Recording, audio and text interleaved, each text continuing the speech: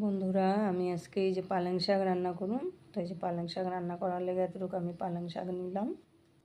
পালং শাকগুলি ভালো করে ধুয়ে আমি কাটটা নিয়েছি ছোটো ছোটো করে। পালং শাকটা রান্না করার লেগে এখানে আমি আলু কাটটা নিয়েছি সুন্দর করে।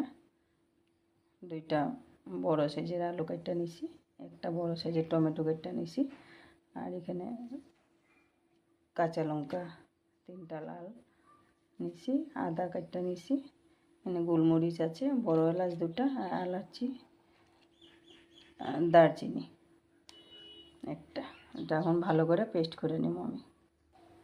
এখানে দেখো টমেটো, কাঁচা লঙ্কা, আদা, এলাচ, দারচিনি, গোলমরিচ সুন্দর করে পেস্ট করে নিয়েছি।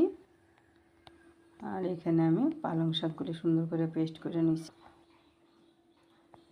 আলুগুলিও লাল লাল করে সুন্দর করে ভেজে নিয়েছি। তেলটা আমি কড়াই মধ্যে তেল দিয়ে দিলাম।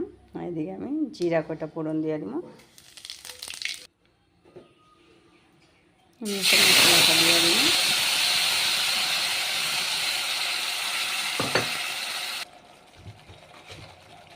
পরিমাণ মতো লবণ দিয়ে দিই।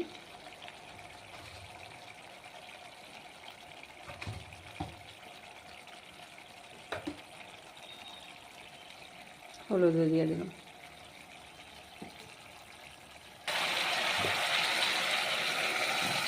আলুগুলো দিয়ে দিই, একটু ভালো করে সাপলাই নিই।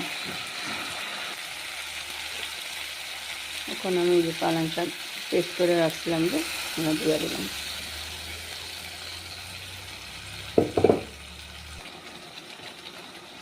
বাটিটা দিয়ে একটু জল দিয়ে দিলাম এটার মধ্যে।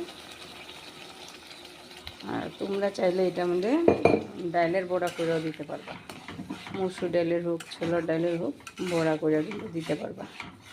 আমি এটার মধ্যে একটু চিনি ফেলাই দেবো। এখন তোমরা এইভাবে রান্না করে খাইয়া দেখবা, অনেক স্বাদ লাগবে। আর এই রান্নাগুলি আমি মোবাইল থেকে দেখতেও রান্না করি না, আর কেউ থেকে শিখিও না, আমি নিজেই আন্দাজ মতো রান্না করি। তো তোমরা রান্না করে খাইয়া দেখবা, যদি ভালো লাগে আমার লাইক কমেন্ট করে জানাইবা। তোমরা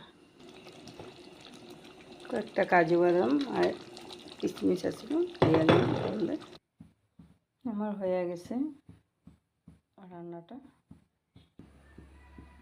তো আমার পালং শাকের তরকারি যে রান্না রেডি। দেখা তোমরা বুঝতে পারতেছো তো কতটুকু স্বাদ হইতে পারে। দেখতে দেখো কত লোভনীয় হয়েছে রান্নাটা, বিরাট টেস্টি। কিন্তু তোমরা এইভাবে রান্না করে খাইয়া দেখবা, বহু স্বাদ হইব খাইতে। তো আজকের